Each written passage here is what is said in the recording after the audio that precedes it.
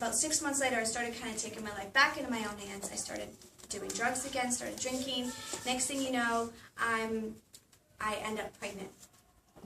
And I was like, oh my gosh. I went back to church and I said, what have I done? I took my life back into my own hands. And now here I am, a teenager, pregnant.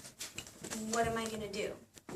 And how am I supposed to go back into church as an unwed mom, full of shame, and say, here, people, teach me and help me, but I'm pregnant and I'm not listening to anything God says. And I'm so full of shame. But when I went to the church, they just loved me. They just opened their arms and they just hugged me and they said, it's okay. We believe in you. You can do this. So I was just met with people with so much mercy and grace. And so from there, that's when I ended up living in a pregnancy home because I didn't have anywhere to go. I didn't have anywhere to stay. And after I had, I was pregnant with Justin. And after I had Justin, I lived in government housing. I lived on social assistance. I worked 2 and 3 jobs just to try and put food on the table.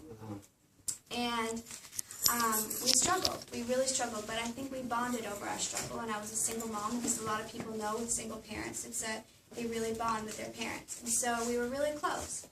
And you know, it goes on and tells a little bit about what it was like, you know, when Justin was younger, and then how we got into him being, you know, discovered. We just decided to sing in a local singing competition, and you know, everybody from there, you know, it went viral on the internet, and everybody sort of wanted to hear him sing another song and another song, and the next thing you know, we were getting calls from, you know, Usher and record labels and Justin Timberlake and Neo and all these different people that were wanting to sign Justin and to hear him. So, you know, from there we kind of took step by step and decided we wanted to make sure we had good lawyers and good people around him. I didn't know what I was doing, and I was just, you know, a single mom from a small town in Canada trying to figure out, I want to protect my son from the wolves and from the crazy industry.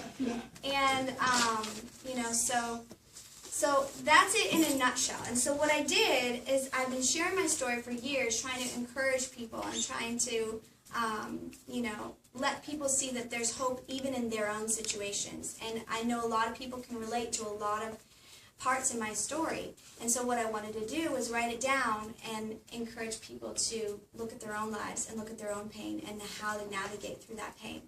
And so what I did with this teen version of the book, if you look at the very end of it, if you go to page, I think is it 187 in there?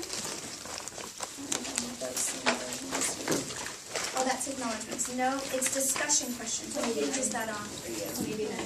189? Okay. So, and in the discussion questions, what I wanted to do was get people talking and get people talking about their own story.